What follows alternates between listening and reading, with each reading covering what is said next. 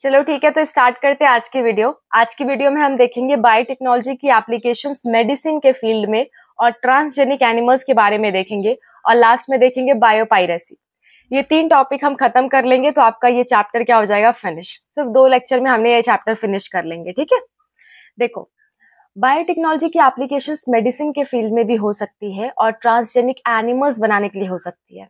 इन field में कैसे होगी इसके बारे में हम जिक्र करते हैं। एंड आई एम सॉरी, मैं 11 AM पे वीडियो नहीं अपलोड कर पाई थी। बहुत सारी दिक्कतें होती हैं बेटा, क्या क्या बताऊं आप लोगों से। मैं उस वीडियो को शाम में अपलोड कर दूंगी। ऐसा नहीं है कि आज एक ही वीडियो रहेगा, आज 2 वीडियो मैं अपलोड करूंगी, एक वीडियो शाम में अपलोड कर दूंगी, ठीक है। 7-8 बजे के लगभग हो जाएगा वीडियो अपलोड। ओके, चलो। तो मेडिसिन के फील्ड में बायोटेक्नोलॉजी का पहले यूज देख लेते हैं। एक और बात, कई सारे बच्चे मुझसे ऐसा कह रहे हैं कि उन्हें डेफिनेशन मैं लिख दिया करूं, डेफिनेशन उन्हें समझ में नहीं आ रही है। तो इसको मैंने गौर किया, मुझे लगा कि मुझे डेफिनेशन लिखना चाहिए, पर क्योंकि टाइम हमारे पास कम है तो मैं क्लास के दौरान तो डेफिनेशन नहीं लिखूंगी, समझाऊंगी आपको, लेकिन वीडियो के लास्ट में मैं डेफिनेशन लिख करके आपके लिए दे दूंगी ताकि आप लोग लिख सको डेफिनेशन। इंसर्शनल इनएक्टिवेशन बहुत लोगों ने मुझसे पूछा था इसकी डेफिनेशन, तो मैं लास्ट में, इसी वीडियो के लास्ट में मैं आपको लिख के दे दूंगी। ओके, सो चलो स्टार्ट करते हैं बायोटेक्नोलॉजी की applications in field of medicine. Okay, चलो। तो पहली बात तो मैं आपको ये बता दूं, मेडिसिन के फील्ड में हमें एप्लीकेशन की जरूरत क्यों पड़ी। समझना जरा, हम कोई भी बीमारी होती है तो बाहर से मेडिसिन आप दे देते हो, इंजेक्शन देते हो, कोई भी दवा आप बाहर से देते हो, क्या वो कभी जेनेटिक डिसऑर्डर को ठीक कर सकती है? ऐसे डिसऑर्डर जो आपको जन्म से हो, क्या उसे ठीक किया जा सकता है? नहीं।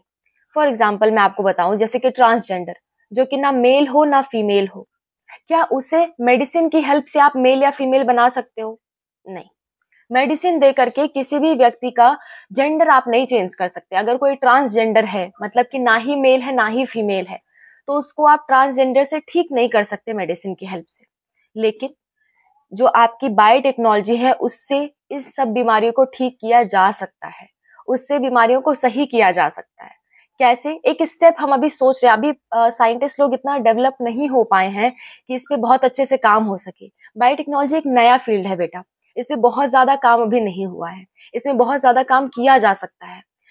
ऐसी उम्मीदें हैं साइंटिस्ट लोगों की कि इससे हर एक काम करना संभव है जो अब तक नहीं हो पाया बायोलॉजी के फील्ड में, ठीक है। तो ऐसा ही अंदाजा लगाया जाता है कि मेडिसिन के फील्ड में हम जेनेटिक डिसऑर्डर्स को ठीक कर सकते हैं।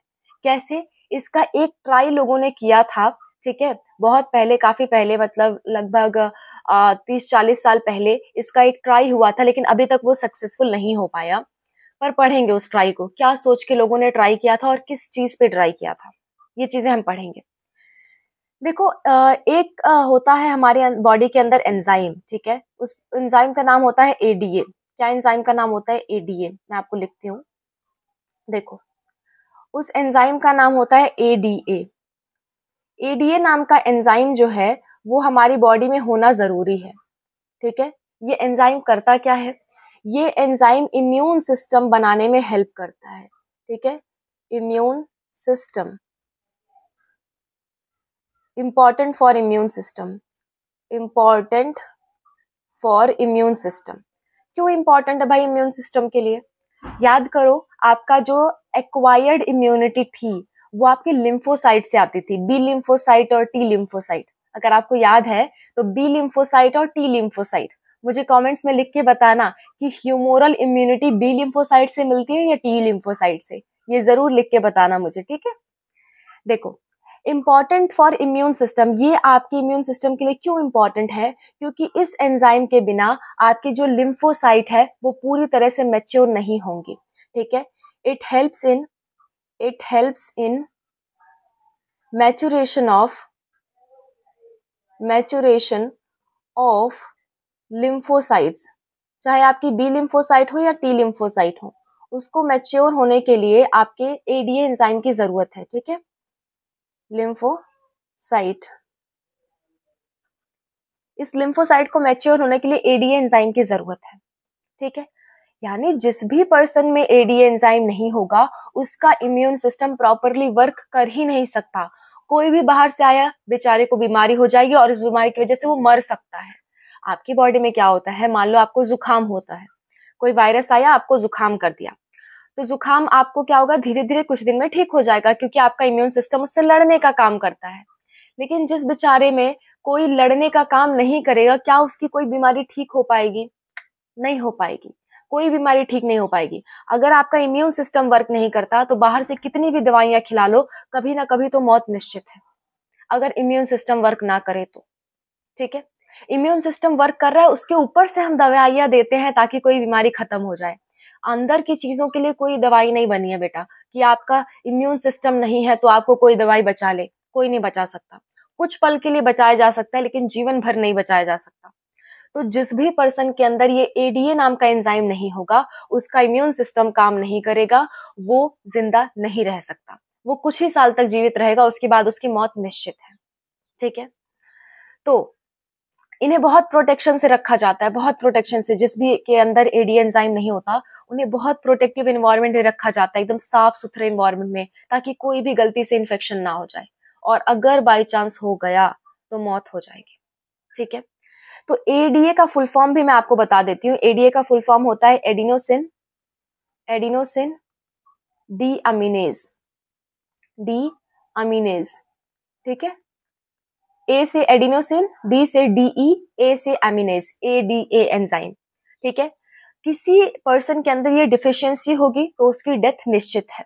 ठीक है, तो इसी डेफिशिएंसी के बारे में हम बात करेंगे। डेफिशिएंसी मतलब होता है कमी, इसी डेफिशिएंसी के बारे में हम बात करेंगे। ठीक है, अगर किसी की बॉडी के अंदर इसकी कमी है, इसकी कमी है मतलब इसको जो भी जीन बनाता होगा वो जीन उस पर्सन के अंदर नहीं है। जीन वाली बातें हम वापस से जेनेटिक्स में करेंगे, चिंता मत करना। ये चैप्टर बहुत ज्यादा जेनेटिक्स से रिलेटेड है, इसलिए मुझे बार बार कहना पड़ रहा है, I am sorry for that. देखो, किसी पर्सन के अंदर इसकी कमी है तो बाहर से आप ज्यादा से ज्यादा क्या कर सकते हो, कोई इम्यूनिटी बढ़ाने वाला आप इंजेक्शन दे सकते हो, दवाइयां दे सकते हो, लेकिन परमानेंट क्योर तो नहीं है। बायोटेक्नोलॉजी कैसे इसमें हेल्प कर सकती है वो अब समझते हैं। हमारा मेन मकसद तो वही है कि बायोटेक्नोलॉजी इस फील्ड में कैसे हेल्प करेगी। चलो देखते हैं। अगर किसी के अंदर एडीए डेफिशिएंसी है, मतलब उसकी लिम्फोसाइट नहीं काम कर रही सही से, तो हम क्या करेंगे बेटा, मुझे इसे मिटा लेने दो, मैं बता रही हूँ। हम क्या करेंगे इन the case of ADA deficiency. ठीक है, मैं आपको लिए प्रॉपरली चीजें लिख दे रही हूँ क्योंकि बहुत सारे बच्चों को प्रॉब्लम हो रही है लिखने में। In the case of ADA deficiency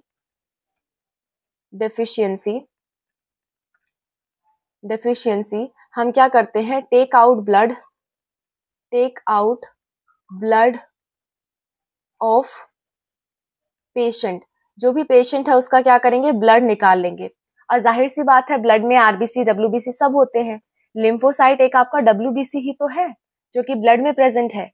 lymphocyte एक टाइप का डब्ल्यूबीसी है, तो ब्लड के साथ साथ क्या आ जाएगा, वो डब्ल्यूबीसी बाहर आ जाएगा। ठीक है, ब्लड के साथ साथ क्या आ जाएगा, लिम्फोसाइट हम उसको बाहर कर लेंगे, जो कि आपका एक तरह का डब्ल्यूबीसी है। लिम्फोसाइट ये आपका व्हाइट ब्लड सेल्स का टाइप है। ठीक है, बी लिम्फोसाइट, टी लिम्फोसाइट पढ़ा था हमने आपके इम्यून सिस्टम वाले चैप्टर में, मतलब हेल्थ एंड डिजीज वाले चैप्टर में, चैप्टर नंबर 8। तो लिम्फोसाइट को हम बाहर कर लेंगे, और इस लिम्फोसाइट को पूरी तरह से बाहर से कुछ कुछ एजेंट्स डाल के हम क्या करेंगे, बढ़िया तरीके से मैच्योर कर लेंगे। बहुत सारी लिम्फोसाइट को मैच्योर करेंगे। ठीक है, मेनी बहुत सारी लिम्फोसाइट्स को क्या करेंगे, मैच्योर करेंगे, बहुत ज्यादा कर लेंगे, और फिर वापस से इसे क्या कर देंगे, पेशेंट की बॉडी में डाल देंगे। Insert in the bone marrow of patient. क्यों बोन मैरो, बेटा जो भी आपके डब्ल्यूबीसी आरबीसी होते हैं ना, वो हड्डियों के बोन मैरो में बनती हैं। अगर मैं आपको बताऊं, बोन मैरो इस तरह की हड्डियां होती हैं लगभग, है ना, आपने कार्टून वगैरह में इसी तरह की हड्डियां देखी होंगी। हड्डियों के अंदर अगर हड्डियों को चबाया जाए या उसको तोड़ा जाए, तो हड्डियों के अंदर एक रेड कलर का सब्सटेंस भरा हुआ आपको नजर आता है। जो लोग नॉन वेजिटेरियन होंगे वो बहुत अच्छी तरह से जानते होंगे, और जो नहीं भी जानते ये जान लो, हड्डियों को अगर तोड़ा जाए, खास करके हाथ की हड्डियां और फीमर थाइस की हड्डियां, इनको अगर तोड़ा जाए तो उसके अंदर रेड कलर का सब्सटेंस आपको भरा हुआ दिखेगा। क्या दिखेगा, रेड कलर का सब्सटेंस। यही रेड कलर का सब्सटेंस बोन मैरो होता है, और यहीं से आरबीसी और डब्ल्यूबीसी बनती है। आखिर ब्लड कहीं से तो बनता होगा ना, यहीं से बनता है। ठीक है, तो इसीलिए यहाँ पे डाला गया ताकि यहाँ से वो उसकी पूरी बॉडी में जा सके, क्योंकि पूरी बॉडी में डालना तो पॉसिबल नहीं है ना किसी भी पेशेंट के। तो यहाँ से उसकी पूरी बॉडी में डाला जा सकता है। लेकिन प्रॉब्लम ये है, ये पूरी तरह से सक्सेसफुल नहीं हो पाया, क्योंकि बायोटेक्नोलॉजी हर एक सेल के बेसिस पे की जाती है, और कोई इंडिविजुअल अगर बड़ा हो गया है तो हर एक सेल तक चीजों को पहुंचाना पॉसिबल नहीं है। ये ट्रीटमेंट एक 4 साल की बच्ची को पहले दिया गया था, 4 ईयर ओल्ड गर्ल को दिया गया था, 4 ईयर ओल्ड गर्ल को दिया गया था, और ये कुछ हद तक सक्सेसफुल था लेकिन पूरी तरह से नहीं। लेकिन ये एक्सपेरिमेंट के बाद साइंटिस्ट ने यह अंदाजा लगाया कि अगर ये बच्ची बहुत छोटी रही होती, माँ के पेट के अंदर रही होती, और तभी हमें पता चल जाता कि एडीए नाम की बीमारी है, और तब हम ये ट्रीटमेंट देते, तो गारंटी है उस बच्ची की जिंदगी बन जाती और उसकी डेथ नहीं होती। ठीक है, तो बायोटेक्नोलॉजी तभी अक्सर करके वर्क करती है जब एम्ब्रियो वाली स्टेज में, यानी कि माँ के पेट के अंदर जब बच्चा है, तभी अगर हम बायोटेक्नोलॉजी कर दें और ये पूरी प्रोसेस कर दें, तब जाके वो जीवित रह सकता है बच्चा, अदरवाइज डेथ निश्चित हो जाती है। तो कम से कम बायोटेक्नोलॉजी ने एक हमें उम्मीद दी कि एक तो तरीका है जिससे जेनेटिक डिसऑर्डर से बचा जा सकता है। ठीक है, अभी पूरी तरह से ये एक्सपेरिमेंट सक्सेसफुल नहीं है, मैं बार बार कह रही हूँ, इसमें बहुत सारे काम चल रहा है, लेकिन ये आपसे पूछा जाता है एडीए से रिलेटेड, तो मैंने आपको सीक्वेंस वाइज बता दिया कि एडीए से रिलेटेड क्या एक्सपेरिमेंट हुआ था। एक 4 साल की बच्ची में ये एक्सपेरिमेंट हुआ था, कुछ सालों तक वो जिंदा भी रही थी इसके बाद, लेकिन फिर उसकी डेथ हो गई थी। ठीक है, तो ये आपका हो गया एडीए से रिलेटेड। एक और सक्सेसफुल एक्सपेरिमेंट किया गया है, वो हम देखते हैं। इस पूरे को मैं मिटा रही हूँ, ये आपका पहला उपयोग हो गया बायोटेक्नोलॉजी का। ठीक है, मेडिसिन के फील्ड में, यानी जेनेटिक डिसऑर्डर को ठीक करने में हम बायोटेक्नोलॉजी का इस्तेमाल कर सकते हैं। ठीक है, अभी इस पे काम चल रहा है, लेकिन उम्मीद ऐसी जताई जाती है कि इसका इस्तेमाल से जेनेटिक डिसऑर्डर बिल्कुल पूरी तरह से ठीक हो सकता है। लेकिन अगर हमें पहले पता चल जाए तो, अक्सर जन्म के बाद बच्चों का पता चलता है कि हो सकता है इसे कोई जेनेटिक डिसऑर्डर हो, जन्म के पहले ही पता चल जाए तो गारंटी है वो बच्चा सही किया जा सकता है। ओके, ऐसी गारंटी बायोटेक्नोलॉजी देती है, मैं नहीं देती। खैर, मूविंग अहेड, एक और बहुत अच्छा इसका एप्लीकेशन देखने को मिलता है आपको इंसुलिन बनाने में। क्या बनाने में? इंसुलिन। इंसुलिन क्या होता है बेटा? इंसुलिन एक हार्मोन है। इंसुलिन क्या है? It is a hormone. It is a hormone. थोड़ा थोड़ा मैं उन चीजों के बारे में बताती चल रही हूँ ताकि आपको मतलब मैं उससे रिलेटेड फिर चीजें बता सकूं, क्योंकि मैं मान के चलती हूँ आपने कुछ नहीं पढ़ा है। ठीक है, मैं मान के चलती हूँ, मैं आपकी बेइज्जती नहीं कर रही। एक टीचर को यही मान के चलना चाहिए कि बच्चे ने कुछ नहीं पढ़ा है, तभी वो बेसिक से बच्चे को समझा पाएगा, है ना। चलो, इंसुलिन क्या एक हार्मोन है, कौन रिलीज करता है? पैनक्रियाज। पैनक्रियाज आपकी बॉडी का एक ग्लैंड होता है। Pancreas release this hormone, release this hormone, pancreas release this hormone. और इस हार्मोन का वर्क क्या होता है? वर्क अगर मैं बताऊं तो जो भी आप खाना खाते हो उसमें ग्लूकोज मिलता है आपको, और ग्लूकोज कहाँ जाएगा? आपके खाना खाओगे, आपके पेट में खाना जाएगा, वहां से ब्लड एब्जॉर्ब कर लेगी, तो ग्लूकोज कहाँ जाता है? ब्लड में। ठीक है, ब्लड में ग्लूकोज आ जाता है। तो इंसुलिन क्या करता है? ब्लड के ग्लूकोज को कन्वर्ट कर देता है ग्लाइकोजन में, ताकि आपके ब्लड में शुगर लेवल ना बढ़े। अगर आपका ग्लूकोज ग्लाइकोजन में कन्वर्ट नहीं हुआ तो आपके ब्लड का शुगर लेवल बढ़ जाएगा, और हम कहते हैं अरे ये डायबिटीज हो गया, है ना। तो इंसुलिन क्या करता है? इंसुलिन का काम होता है ग्लूकोज को जस्ट अ मिनट, मुझे अच्छे से लिखने दो, यहाँ से मेन वाली बात शुरू हो रही है। ग्लूकोज को किस में कन्वर्ट करता है? ये ग्लाइकोजन में, ग्लाइकोजन। और ग्लाइकोजन के फॉर्म में ही हमारी बॉडी में क्या स्टोर होता है? हमारी बॉडी में ग्लूकोज ग्लाइकोजन के फॉर्म में स्टोर होता है, स्टोरेबल फॉर्म, यानी कि ये ब्लड में नहीं प्रेजेंट होगा। ठीक है, इस वाले फॉर्म को आप स्टोर नहीं कर सकते, ये आपके ब्लड में ही घूमता रहेगा।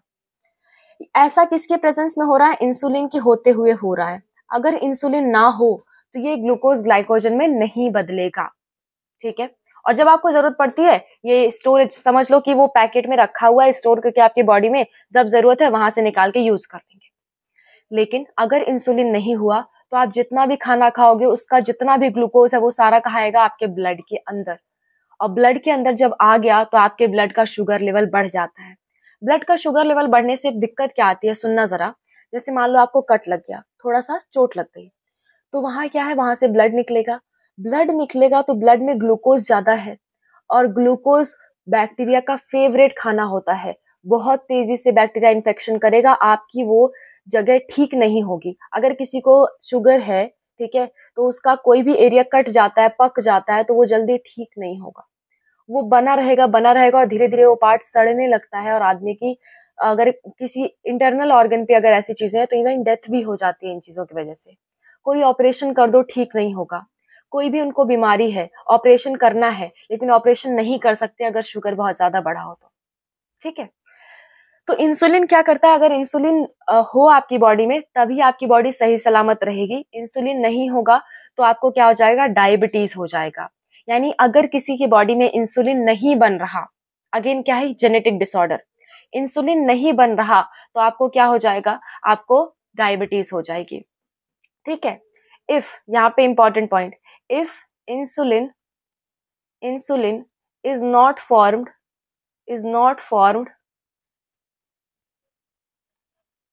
then the person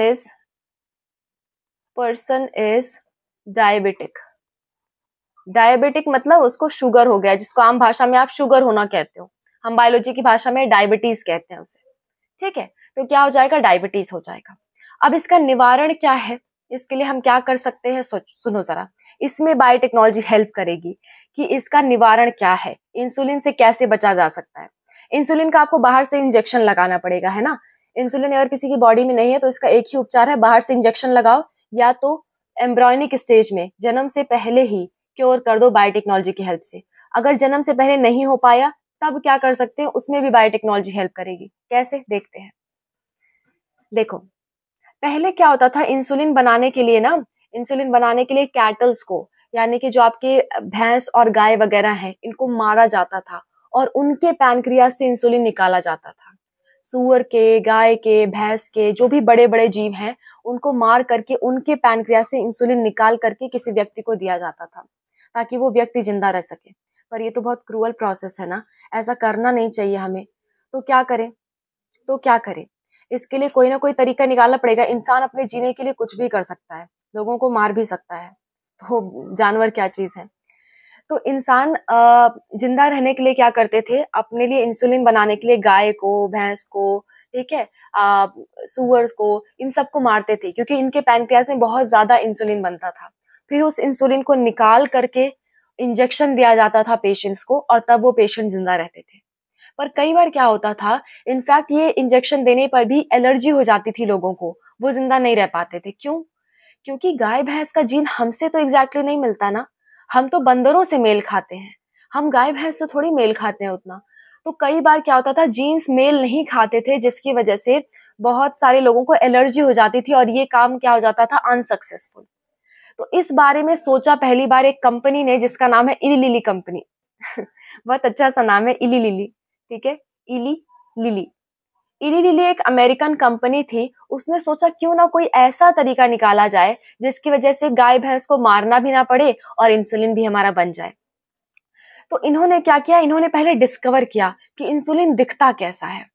तो देखो, इंसुलिन उन्होंने देखा कि इंसुलिन एक लंबी सी चेन है जिसमें 3 पार्ट हैं।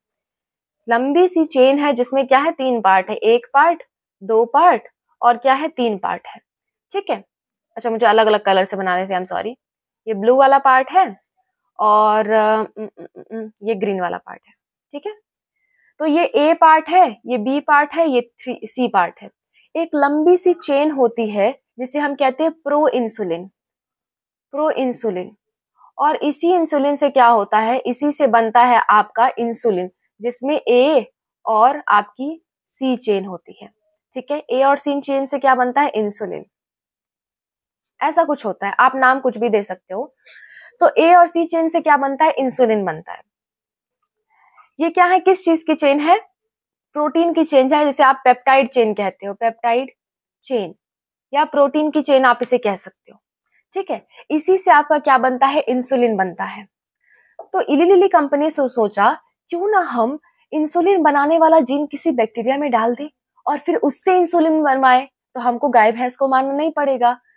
मुझे मालूम है बैक्टीरिया के अंदर क्या होता है, बैक्टीरिया के अंदर कोई भी पैनक्रियाज नहीं होता, पैनक्रियास जैसा ऑर्गन नहीं होता, लेकिन इंसुलिन बनाने वाला जीन निकाल के तो हम बैक्टीरिया में डाल सकते हैं। और जब डाल देंगे और फिर वो बैक्टीरिया क्या करने लगेगा, बैक्टीरिया इंसुलिन बनाने लगेगा। ऐसा कुछ काम किया था इली लिली कंपनी ने। उन्होंने क्या किया, बैक्टीरिया के अंदर ए पेप्टाइड और सी पेप्टाइड को बनाने वाले जीन डाल दिए और बैक्टीरिया से दोनों पेप्टाइड निकाल लिए, उनको जोड़ दिया और इंसुलिन का प्रोडक्शन कर दिया। आज ऐसे ही इंसुलिन प्रोड्यूस किया जाता है। अब किसी भी जानवर को मार करके इंसुलिन निकालने की जरूरत नहीं पड़ती। ऐसा कैसे हो पाया? बायोटेक्नोलॉजी की हेल्प से। बायोटेक्नोलॉजी की हेल्प से ही हमने बैक्टीरिया के अंदर जीन डाला।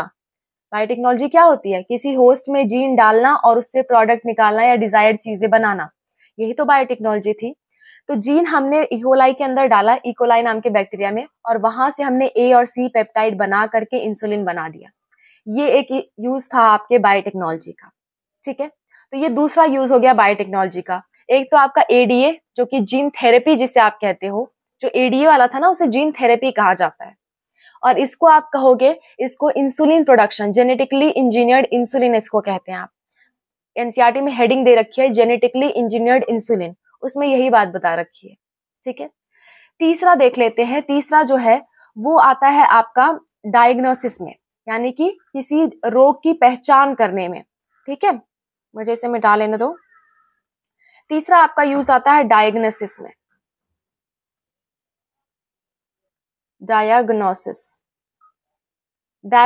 में डायग्नोसिस क्या होती है? पहचान करना, रोगों की पहचान करना। कोई भी डिजीज हो गया तो उसकी पहचान के लिए आप डायग्नोस्टिक सेंटर जाते हो, यूरिन टेस्ट, ब्लड टेस्ट करवाते हो। लेकिन कुछ ऐसे टेस्ट होते हैं जिनको आपको जल्दी करवाना होता है। जैसे कि एचआईवी अगर किसी को हुआ है तो अर्ली स्टेज में अगर टेस्ट हो जाए तो उसे बचाया जा सकता है। अगर लेट टेस्ट हुआ तो उसे बचाया नहीं जा सकता, एचआईवी के वजह से पेशेंट मर जाता है। तो अर्ली डिटेक्शन के लिए हम बायोटेक्नोलॉजी का हेल्प ले सकते हैं। एलाइजा नाम आपने सुना होगा, मैंने ही बताया था। एलाइजा क्या होता है? एड्स के टेस्ट करने में हेल्पफुल होता है। एड्स के लिए ये टेस्ट होता है। एचआईवी एड्स के लिए ये क्या होता है? टेस्ट होता है। एलाइजा एक टेस्ट होता है। ठीक है, इसका फुल फॉर्म आप लिख के बताना कमेंट्स में, मैंने इसका फुल फॉर्म आपको बताया था। चलो मैं ही बता देती हूँ, मैंने ऑलरेडी आपसे एक क्वेश्चन पूछ लिया है। एंजाइम लिंक्ड इम्यूनोसॉर्बेंट अस्से, ये होता है इसका फुल फॉर्म, मैंने बता रखा है। ठीक है, तो एचआईवी एड्स के डिटेक्शन में होता है। इसमें हम पीसीआर करवाते हैं, यानी कि क्या करते हैं? Polymerase chain reaction. अगर छोटा सा जीन अगर निकला, छोटा सा इन्फेक्शन वाला मॉलिक्यूल निकला, उसको हम क्या करेंगे? बहुत ज्यादा एम्पलीफाई करेंगे, बहुत सारी कॉपी बनाएंगे उसकी। और सोचो जरा, अगर मैं आपको एक पेन दिखाऊं, ठीक है, इसमें एक छोटा सा डॉट लगा दूं तो आपको नहीं दिखेगा। पेन से नहीं, पेपर से समझो। मैं एक पेपर से आपको समझाती हूँ। ठीक है, मैं कहना क्या चाहती हूँ एक पेपर से आपको समझाती हूँ। ठीक है, जस्ट अ मिनट प्लीज। ठीक है, मैं आपको दिखा रही हूँ। एक पेपर में मैंने एक निशान लगाया है। आपको ऐसे देखोगे तो ये निशान नहीं पता चलेगा, लेकिन अगर मैं पूरी कॉपी मोड़ू तो आपको शायद ये निशान दिख रहा हो। अगर मैं नजदीक से दिखाऊं तो आपको ये निशान दिखेगा। ये निशान आपको दिख रहा है, लेकिन अगर मैं एक पेज दिखाऊं तो आपको ये निशान नहीं दिखेगा। अगर मैं एक पेज आपको दिखाती हूँ तो आपको ये निशान नहीं दिखेगा। तो हमने क्या किया? बहुत सारी कॉपी प्रोड्यूस कर दी, ताकि अगर छोटा सा कोई डिफेक्ट है तो हमें नजर आ सके। अगर एक कॉपी में आप छोटा सा डिफेक्ट देखना चाहोगे एक पेज में, तो आपको नहीं दिखेगा। लेकिन वैसे कई सारे पेज इकट्ठा करके अगर आप डिफेक्ट देखना चाहो तो आपको डिफेक्ट नजर आ जाएगा। यही काम होता है पीसीआर का। पीसीआर क्या करती है? मल्टीपल कॉपी बना देती है, और उन कॉपियों को जब हम साथ रख के देखते हैं तो हमें वो चीज का डिफेक्ट नजर आता है। आप कहोगे मैम कॉपी ओपी थोड़ी बनाते हैं हम बॉडी में। सुनो, डीएनए बनाते हो ना बॉडी में, डीएनए। अब इस डीएनए के अंदर ये क्या है? यहाँ पे छोटा सा डिफेक्ट है, छोटा सा डिफेक्ट है, पर बहुत छोटा नहीं दिख रहा। ऐसा ही डीएनए आपने क्या कर दिया? फिर से बना दिया। ऐसा ही डीएनए फिर से बना दिया। बार बार ऐसे डीएनए आपने बना दिए, बार बार डीएनए बना दिए। तो यहाँ पे ये जो ग्रीन वाला डॉट है ना, वो धीरे धीरे आपको दिखने लगेगा, और आपको पता चल जाएगा यहाँ पे कोई बीमारी है, यहाँ पे कोई क्या है? डिफेक्ट है। ठीक है, ऐसे कुछ आइडेंटिफाई किया जाता है पीसीआर की हेल्प से। तो पीसीआर की हेल्प से चीजों को बड़ा होने से पहले ही हम आइडेंटिफाई कर लेते हैं। कैसे? उस चीज को बाहर निकालेंगे, उसका मल्टीपल कॉपी बनाएंगे, उसको बड़ा करेंगे और देख लेंगे अच्छा ये डिफेक्ट होने वाला है, जल्दी से इसका उपचार करो। अदरवाइज ये जब बहुत बड़ा हो जाएगा तब हम इसका उपचार नहीं कर पाएंगे। तो इस चीज में आपकी पीसीआर हेल्प करती है। पीसीआर याद करो बायोटेक्नोलॉजी की एक प्रोसेस है, ठीक है। पीसीआर चीजों को बड़ा करके देखने में हेल्प करती है, फ्यूचर की चीजें बता देगी कि फ्यूचर में आपकी बॉडी में ऐसा कुछ होने वाला है। अभी छोटा सा था आपके पास, पीसीआर ने एम्पलीफाई करके देख लिया और बोला धीरे धीरे आपकी बॉडी में ऐसी चीजें इकट्ठा हो जाएंगी, अभी से उसको सही कर लो। तो पीसीआर क्या है? बायोटेक्नोलॉजी है। बायोटेक्नोलॉजी ने आपको हेल्प कर दी डिटेक्शन करने में एचआईवी इन्फेक्शन को, और भी कई सारे रोगों को ये टेस्ट करने में मदद कर सकती है, ठीक है। इतना काम होता है आपकी बायोटेक्नोलॉजी का। आई होप आपको समझ में आया। नेक्स्ट हम देखते हैं अब मेडिसिन के फील्ड में इतना सा यूज था। आज की वीडियो थोड़ी सी लंबी है आई नो, पर आज खत्म करके ही जाते हैं, ठीक है। आज फोन भी मेरा साथ दे रहा है, लैग नहीं कर रहा फिलहाल। आगे बढ़ते हैं, ट्रांसजेनिक एनिमल पढ़ते हैं, ठीक है। ट्रांसजेनिक एनिमल, इसके बाद छोटी सी हेडिंग होगी आपकी बायोपायरेसी, उसको भी पढ़ लेंगे। यह है ट्रांसजेनिक एनिमल। ट्रांसजेनिक एनिमल, इसका जाहिर सा मतलब है, मैंने शुरू में ही बताया था, ट्रांसजेनिक, जीएमओ या ट्रांसफॉर्म, इस सब का मतलब होता है कि उसके अंदर हमने रिकॉम्बिनेंट डीएनए डाल दिया है। अब ट्रांसजेनिक एनिमल हम क्यों बनाते हैं? ठीक है, बनाते हैं हम वैक्सीन सेफ्टी के लिए। वैक्सीन सेफ्टी मतलब बेटा सुनना, अगर किसी ने कोई वैक्सीन बनाई, जैसे कोरोना की आपने वैक्सीन बनाई, तो कोरोना की वैक्सीन क्या डायरेक्ट इंसानों पे लगा के टेस्ट करोगे? डायरेक्ट इंसानों पे लगा के नहीं टेस्ट करते हैं हम क्या करते हैं, चूहों वगैरह पे टेस्ट करते हैं। बेचारा हमारा सफेद चूहा मारा जाता है हमेशा। आपको याद होगा साइंटिस्ट का फेवरेट होता है सफेद चूहा, उसी पे वो सारा जो टेस्ट होता है वो करते हैं, क्योंकि सफेद चूहे के और बंदर के जीन हमसे मिलते हैं, ठीक है, इसीलिए इस पे टेस्ट किया जाता है। देखो, सफेद चूहे पे क्या करेंगे, वो जीन डालेंगे, कोरोना वाला जीन डाल देंगे, कोरोना डाल देंगे, ठीक है, और उसके बाद क्या लगाएंगे, उसको वैक्सीन लगाएंगे, ठीक है। क्या लगा दिया हमने? वैक्सीन लगा दिया उसको। ये क्या है? वैक्सीन है। मैम ये कैसा वैक्सीन है? मान लो वैक्सीन है, ठीक है। ये कोरोना का दे दिया हमने उसको और जबरदस्ती वैक्सीन लगाई, फिर देखा ये ठीक हो रहा है कि नहीं। अगर ये ठीक हो गया तो फिर इसका इसी चीज का एक्सपेरिमेंट हम बंदरों पे करेंगे, बंदर भी ठीक हो गया तब जाके इंसानों पे एक्सपेरिमेंट किया जाता है। बात समझ में आ रही है? तब जाके इंसानों पे एक्सपेरिमेंट होता है, इंसानों पे टेस्ट किया जाता है कि इंसानों में सही तरह से काम कर रहा है कि नहीं। कुछ ग्रुप ऑफ इंसान को लिया जाता है, उस पर टेस्ट किया जाता है, उसके बाद पूरे वर्ल्ड वाइड उस वैक्सीन को फैलाया जाता है। तो यही बायोटेक्नोलॉजी है। हम कोरोना वायरस अंदर डाल रहे हैं, कोरोना वायरस का जीन अंदर डाल रहे हैं, ठीक है, फिर वैक्सीन डाल रहे हैं। ये सब क्या है? आपकी बायोटेक्नोलॉजी की प्रोसेस है। तो ट्रांसजेनिक एनिमल हम बना रहे हैं ताकि वैक्सीन सेफ्टी टेस्ट कर सके। दूसरा इस्तेमाल हो सकता है बायोलॉजिकल प्रोडक्ट निकालने में, ऐसे केमिकल सेफ्टी के लिए भी आप कर सकते हो। केमिकल सेफ्टी, केमिकल सेफ्टी यानी कि दवाओं का प्रयोग के लिए, ठीक है। सेम टू सेम यही काम इसमें करेंगे। इसमें कोई भी बीमारी हम कॉज कर देंगे और उसके बाद उसकी दवा खिलाएंगे चूहे को और देखेंगे चूहा जिंदा रह रहा है कि नहीं। ये हो गई आपकी केमिकल सेफ्टी, ठीक है, केमिकल सेफ्टी हो गई है। धीरे धीरे मेरा फोन अब लैग कर रहा है, कोई बात नहीं। ये हो गई आपकी केमिकल सेफ्टी। केमिकल सेफ्टी आपकी दवाओं के लिए होती है, दवाओं टेस्ट करने के लिए, और वैक्सीन सेफ्टी वैक्सीन को टेस्ट करने के लिए होती है, ठीक है। तीसरा देखते हैं, तीसरा तीसरा आपका क्या है? तीसरा and most important, biological products obtain करने के लिए। बायोलॉजिकल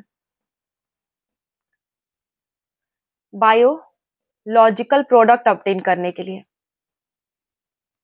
यानी हम किसी ऑर्गेनिज्म को ट्रांसजेनिक बना रहे हैं ताकि हम उसका कुछ उपयोग कर सके, उससे कुछ ले सके। ऐसा हमने क्या कर रखा है देखते हैं।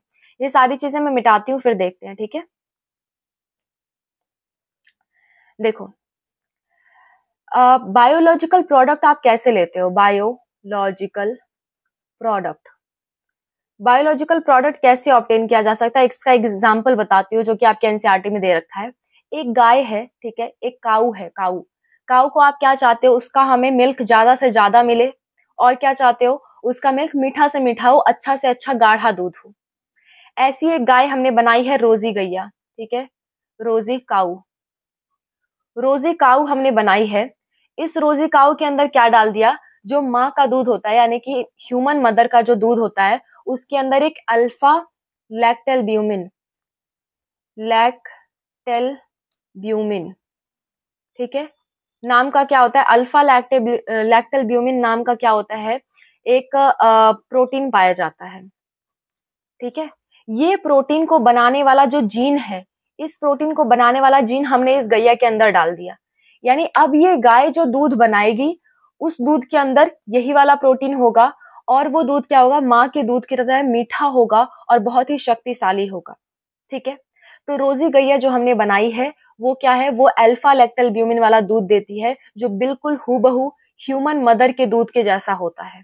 तो ये काऊ क्या हो गई, ये काऊ आपकी ट्रांसजेनिक एनिमल हो गई, क्योंकि इसमें हमने बायोटेक्नोलॉजी करवा दी, इसके अंदर जीन डाल दिया बाहर से। तो ये गाय कैसी हो गई, बायोटेक्नोलॉजी वाली गाय हो गई। ठीक है, तो हमने बायोलॉजिकल प्रोडक्ट इससे क्या निकाला, प्रोडक्ट हमारा दूध निकल के आया। ये गाय लगभग 2 से 4 लीटर तक दूध देती है। ठीक है, 2 से 4 लीटर तक दूध देती है, जो कि एक अच्छी क्वांटिटी है। इतना तक दूध मिले, अगर माँ का दूध मिले, तो कई सारे बच्चे जिनकी माँ मर जाती हैं, उनको सरवाइव करवाना आसान हो जाएगा। ठीक है, तो ये मकसद था रोजी गाय बनाने का, ये सक्सेसफुल एक्सपेरिमेंट है, ऐसा बनाया गया है। ठीक है, तो इतनी बातें हो गई आपकी बायोटेक्नोलॉजी से रिलेटेड। ठीक है, ये सारे यूजेस थे आपके बायोटेक्नोलॉजी के। एक और चीज आती है जिसे हम कहते हैं बायोपायरेसी। छोटी सी हेडिंग है, तुरंत पढ़ लेते हैं।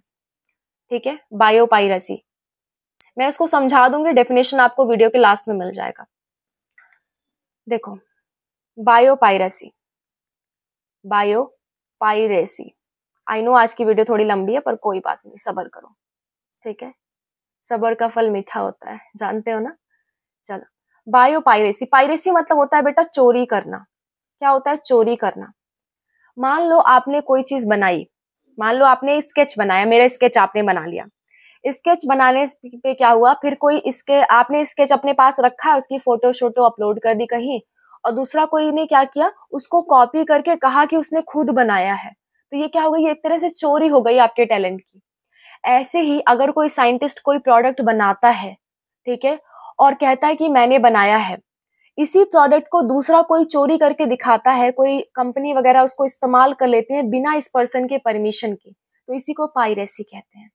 ठीक है, अगर कोई भी व्यक्ति कुछ नया बनाता है तो वो अपना कॉपीराइट लेता है, इसलिए कॉपीराइट लिया जाता है। अगर आप यूट्यूब पे भी काम करोगे, अगर आप कोई म्यूजिक उठा करके अपने वीडियो में लगा रहे हो, तो कॉपीराइट आता है कि आपने चोरी की है म्यूजिक की, या तो आप उसके पैसे दो या तो उस म्यूजिक को हटाओ। ठीक है, कॉपीराइट आती है, अगर आप यूट्यूब के बारे में थोड़ा बहुत जानते होगे तो कॉपीराइट वाली चीजें आती है, सेम टू सेम ये वही चीज है। ठीक है, अगर आपने किसी का कोई प्रोडक्ट इस्तेमाल किया तो आपको बदले में पैसे देने पड़ेंगे, अगर नहीं दिए यानी कि आपने बायोपायरेसी की है, चोरी की है। तो अगर कोई मल्टीनेशनल कंपनीज किसी प्रोडक्ट को इस्तेमाल करती है बिना परमिशन लिए, बिना ओनर की परमिशन लिए, जो उसका मालिक है उससे परमिशन लिए बिना अगर कोई चीज बनाती है, तो हम उसे चोरी मानेंगे। जैसे मान लो रोजी गैया किसी साइंटिस्ट ने बनाई होगी, उसने कॉपीराइट ले लिया, ठीक है, और कहा कि अगर किसी को भी बनाना है तो मुझे पैसे देने पड़ेंगे उसे। ठीक है, तो अगर कोई कंपनी बिना पैसे दिए इस चीज को बनाएगी तो वो कंपनी बायोपायरेसी के अंतर्गत आएगी, और उसे फिर क्या देना पड़ेगा, उसे इसके लिए फिर जेल भी हो सकती है और उसका हर्जाना भी पड़ सकता है। ठीक है, ये होती है आपकी बायोपायरेसी। मैं वीडियो के लास्ट में इसका डेफिनेशन कॉपी कर दूंगी आपके लिए। Okay, so wish you all the best, मिलते हैं नेक्स्ट वीडियो में। एंड नेक्स्ट वीडियो में हम नया चैप्टर शुरू करेंगे, इकोलॉजी। आई होप आपको ये पूरी चीजें समझ में आई होंगी। मैं बायोपायरेसी और इंसर्शनल इनएक्टिवेशन दोनों का डेफिनेशन आपको लास्ट में लिख के दे दूंगी। ओके, सो यहाँ पे आपकी बायोटेक्नोलॉजी पूरी तरह से खत्म होती है। अब हम स्टार्ट करेंगे हमारा 13th चैप्टर, जो कि है आपका ऑर्गेनिजम्स एंड पॉपुलेशन। इसका कुछ पार्ट डिलीटेड है, कुछ पार्ट बाकी है, उसको हम पढ़ेंगे, जो बाकी है उसको पढ़ेंगे। Okay, so wish you all the best, see you in next class, bye bye, take care. कोशिश करूंगी आज ही नेक्स्ट क्लास हो, आज खैर वीडियो बहुत लंबा हो गया, पर फिर भी मैं कोशिश करूंगी आज ही दूसरी क्लास भी मैं आपको दे सकूं। ओके, सो बाय बाय, टेक केयर।